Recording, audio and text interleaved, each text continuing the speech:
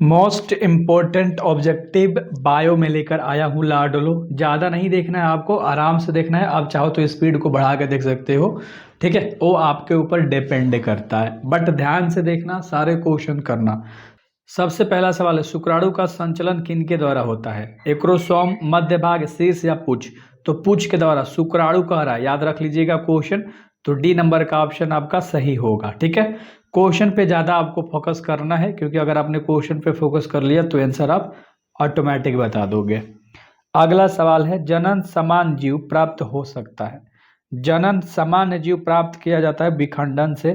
तो D number का option आपका सही हो जाएगा। डी नंबर का ऑप्शन आपका सही हो जाएगा। अगला सवाल है, जिब्रेलिन है। जिब्रेलिन क्या है? तो जिब्रेलिन एक हार्मोन का नाम है, अच्छे से याद रख लीजिएगा। तो ए नंबर का ऑप्शन आपका सही हो जाएगा।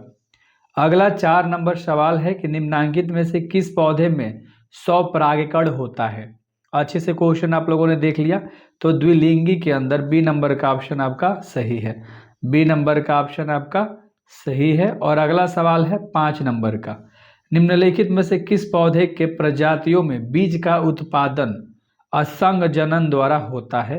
तो होता है एस्ट्रेस्टिया एवं घास के द्वारा। अच्छे से ऑप्शन नंबर ए याद रख लीजिएगा, ठीक है। ऑप्शन नंबर ए बिल्कुल सही है। निम्नलिखित में किस पौधे के प्रजातियों में बीज का उत्पादन, है ना, तो क्वेश्चन ये कह रहा है। तो क्वेश्चन आपको पढ़ना पड़ेगा, मैं बोल रहा हूँ तो वैसे आप भी बोलोगे, बट क्वेश्चन को ट्राई करो कि एक दो बार आप देख लो। भ्रूणपोष क्या है? भ्रूणपोष क्या है? एक त्रिगुणित है, ठीक है, जिसको हम टाइलोइड बोलते हैं। तो अच्छे से याद रखिएगा, टाइप्लोइड, ठीक है। तो सी नंबर का ऑप्शन आपका सही हो जाएगा।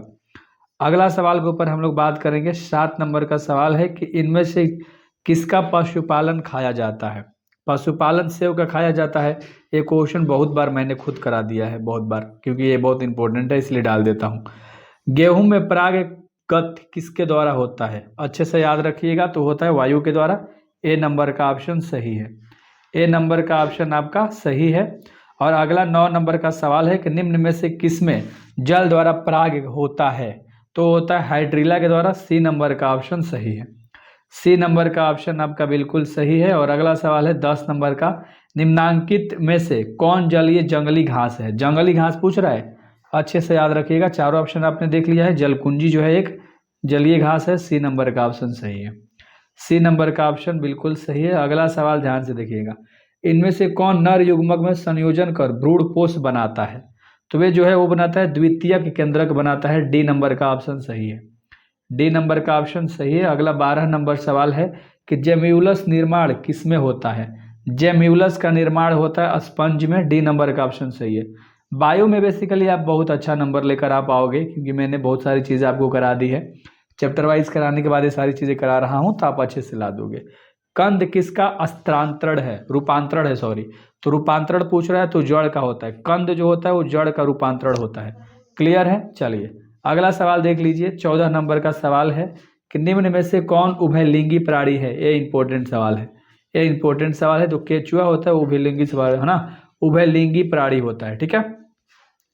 चलो अगला सवाल ध्यान से देख लो। 15 नंबर, जनसंख्या का अध्ययन कहलाता है। जब हम जनसंख्या के बारे में पढ़ते हैं वो होता है डेमोग्राफी।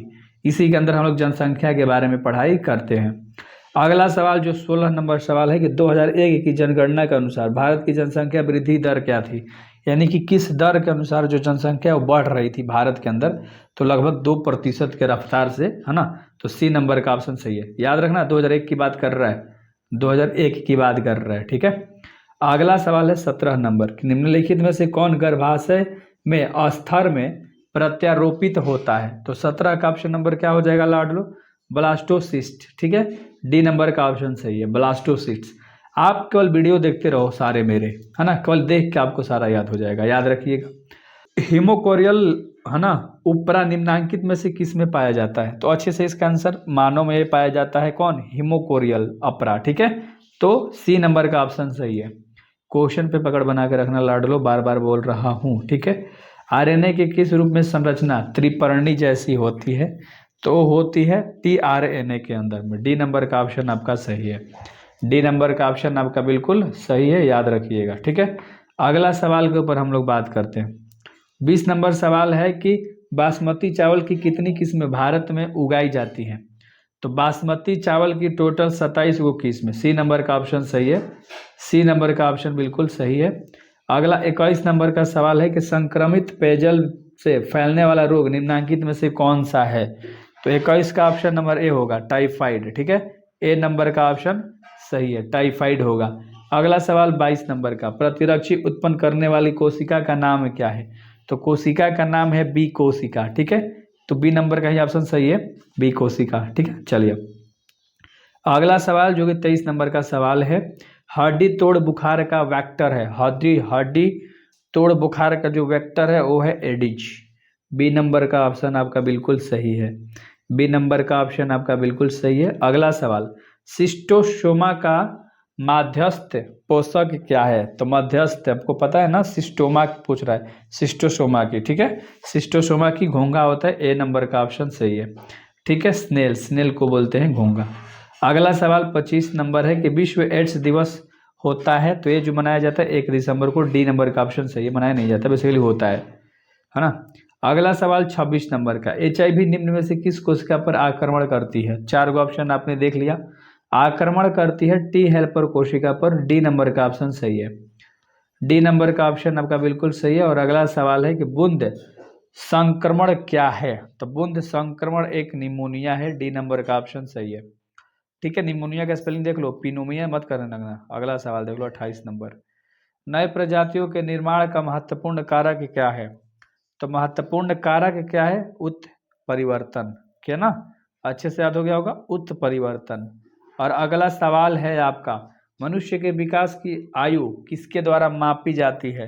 तो मापी जाती है रेडियोधर्मी डेटिंग के द्वारा, डी नंबर का ऑप्शन आपका सही है, डी नंबर का ऑप्शन आपका बिल्कुल सही है। अगला सवाल को बर्बाद करेंगे जो कि लास्ट है, एंड आप सब्सक्राइब करके जाओगे, याद रख लेना। पादपों तथा जंतुओं के बीच की कड़ी किसे माना जाता है।